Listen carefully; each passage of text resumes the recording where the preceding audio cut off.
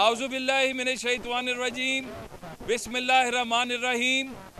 पिछले चंद महीनों से पाकिस्तान और बिलखसूस पंजाब के अंदर जो एक आईनी कानूनी सियासी बहरान पैदा करने की कोशिश की जा रही है, ये साबित करता है कि पिछली हुकूमत और आज की जो अपोजिशन है, पीटीआई की जो जमात है, ये पाकिस्तान की खुशहाली के एजेंडे पे काम नहीं कर रही, ये पाकिस्तान के इस्तेहकाम के लिए काम नहीं कर रही, बल्कि ये पाकिस्तान मुखालिफ अनासिर के आलाकार बन के इस मुल्क को शाम, इराक, लीबिया की सतह पर लाना चाहते हैं। ये बात मैं पिछले कई सालों से कह रहा हूं कि पीटीआई ने नारा लगाया था सुनामी का।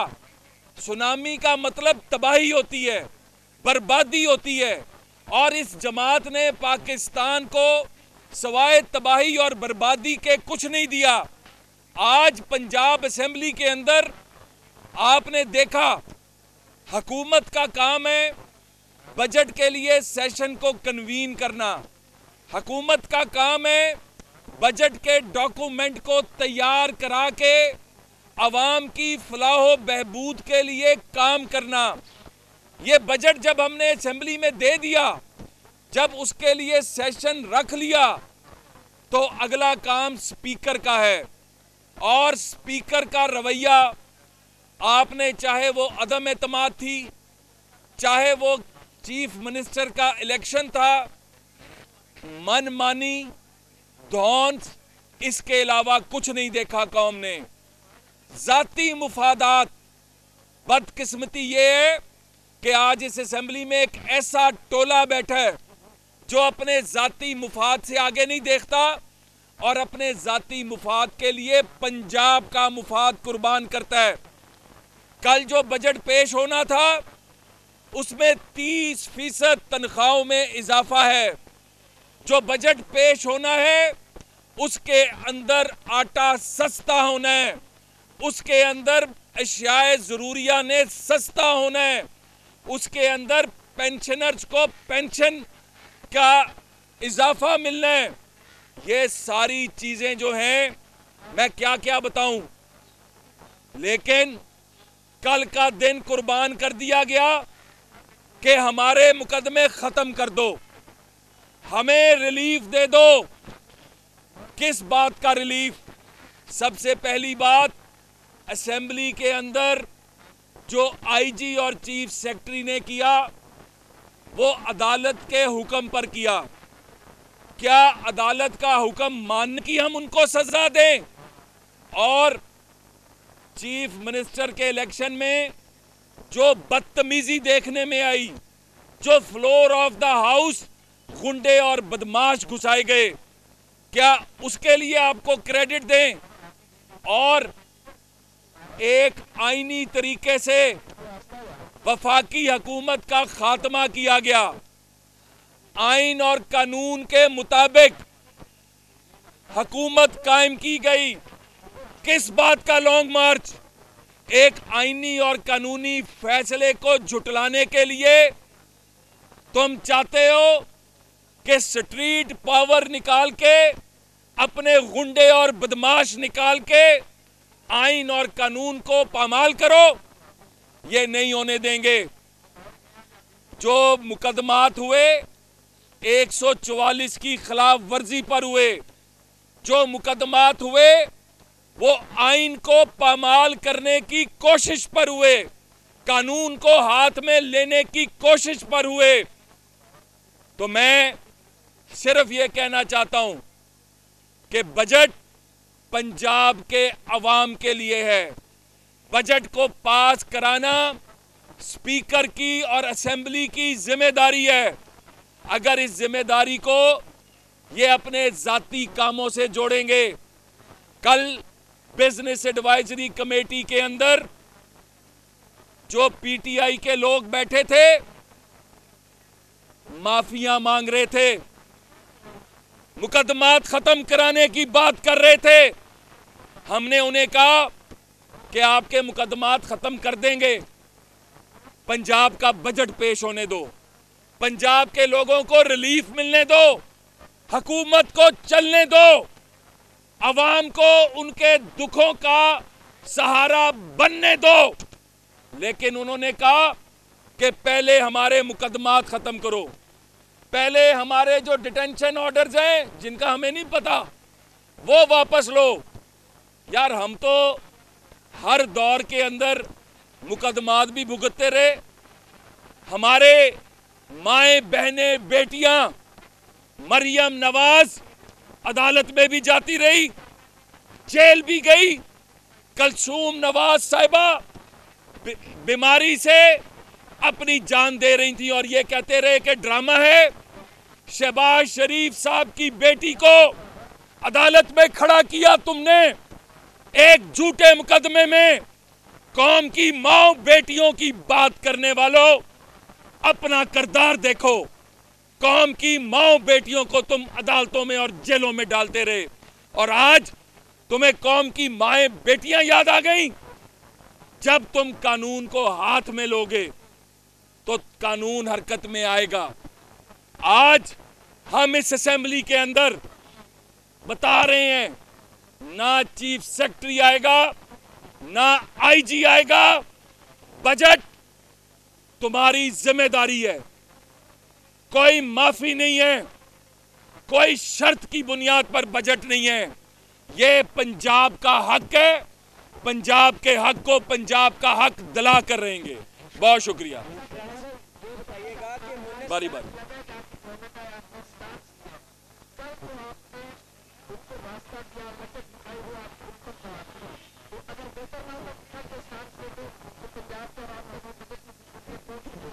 देखें, हमारा फर्ज है पंजाब का बजट लेकर आना।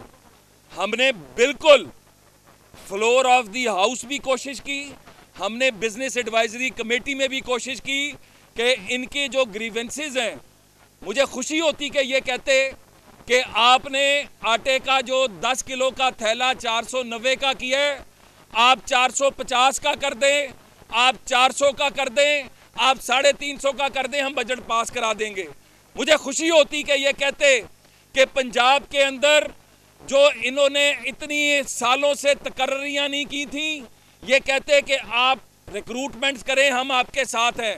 इनका तो ज़ात का एजेंडा था, ये तो अपनी ज़ात की बात करते रहे। हमने फिर भी पंजाब के मुफाद में और पाकिस्तान के मुफाद में कोशिश की, लेकिन इनकी हम किसी की हट धर्मी नहीं चलने देंगे। ये पंजाब का हक है और पंजाब का हक पंजाब को दिलाएंगे। ये बताइएगा कि कल ऐवान के अंदर से अता तारड़ साहब को बाहर भिजवा दिया गया। मुन्नस लाही किस कैपेसिटी में एडवाइजरी कमेटी के अंदर बैठे मलिक अहमद खान के साथ मुलाकात करते रहे और कुछ कंसर्न सहाफ़ियों के जरिए ये खबरें प्रेस लाई एंड कंपनी की तरफ से क्यों जनरेट हो और वो एक सिक्योरिटी लेके करते हैं पंजाब जी। पहली बात तो ये है कि कल अता तारड़ साहब को जो असेंबली से निकाला गया वो सबसे बड़ी ज्यादती थी। 139 सेक्शन को अगर आप पढ़ें, आर्टिकल 139 को, तो एक मिनिस्टर का पोर्टफोलियो जिस शख्सियत को दिया जाता है 6 माह तक उसके पास तमाम पर्क्स एंड प्रिविलेजेस अवेलेबल हैं जो एक मिनिस्टर के हैं। वो असेंबली में भी बैठ सकता है। इसकी माजी में मिसालें मुश्तबा शजाउर रहमान साहब और राना सनाउल्लाह साहब की शक्ल में मौजूद हैं। कल एक गैर आइनी और गैर कानूनी काम स्पीकर ने किया और हमने फिर पंजाब के बेहतरीन मुफाद में उस गैर कानूनी फैसले को भी माना। लेकिन आज अता तारड़ आएगा भी, बैठेगा भी और स्पीकर ने अगर फिर कोई गैर कानूनी हरकत करने की कोशिश की तो उसका इसका जवाब दिया जाएगा। और दूसरी बात, ये बिल्कुल ठीक बात है, यहाँ पे पिक एंड चूज नहीं होना चाहिए। जब हम आज़ादी सहाफ़त की बात करते हैं तो चंद सहाफ़ी अंदर और बाकी तमाम बाहर, या तो सब के सब अंदर या सब के सब बाहर करो। ये पिक एंड चूज नहीं चलेगा और आज बिजनेस एडवाइजरी कमेटी में हम इस मसले को भी उठाएंगे। किस कैपेसिटी के तहत वो समझे कि नूनी के तमाम रहनुमाओं ने मोहम्मद इस्लाही के हवाले से चूड़ियां पहन रखी हैं जो कुछ नहीं कहते और असम्बली को गैर कानूनी और मुसल्ला गाज के हवाले किया हुआ है। आज मुनस इलाही साहब अगर बिजनेस एडवाइजरी कमेटी में बैठे तो बिजनेस एडवाइजरी कमेटी का बायकॉट होगा, या तो बायकॉट होगा या मेरे भी 3 बच्चे हैं, मलिक नदीम कामरान के भी 5 बच्चे हैं, फिर हम भी अपने अपने बच्चे ला के बिठाएंगे साथ। बात बड़ी सीधी सी है, ये बच्चों के सर पर जो है बिजनेस एडवाइजरी कमेटी नहीं चलनी। ये एक बड़ा मुकद्दस किस्म का अमल है, प्रोसेस है, और इसमें अगर आज कोई नॉन मेंबर बैठा, चाहे वो कोई भी हुआ, तो हम उसका बायकॉट करेंगे इंशाल्लाह ताला। हमारा पहला फंक्शन बजट पास कराना है और स्पीकर के दिन गिने जा चुके हैं, नो कॉन्फिडेंस मौजूद है, और अगले चंद दिनों में आप ये भी सरप्राइज देखेंगे।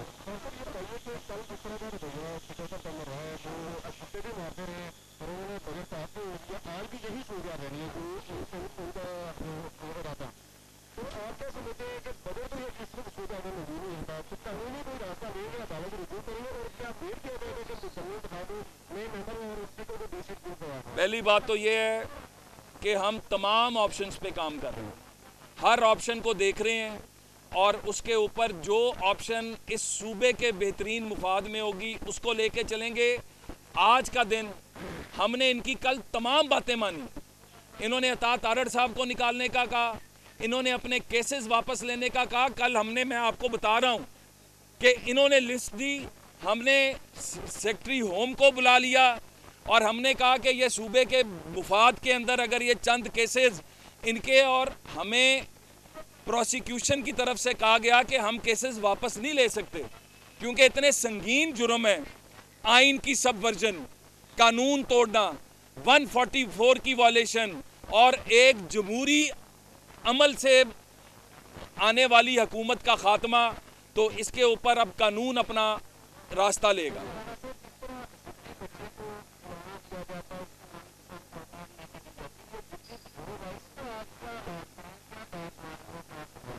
अच्छा, मुझे वैसे कोई कंफर्म तो नहीं है, लेकिन मीडिया और सोशल मीडिया में पता चल रहा है कि इस ज़िद्दी बच्चे को कोई 22 साल का लॉलीपॉप मिल चुका हुआ है, 28 साल का।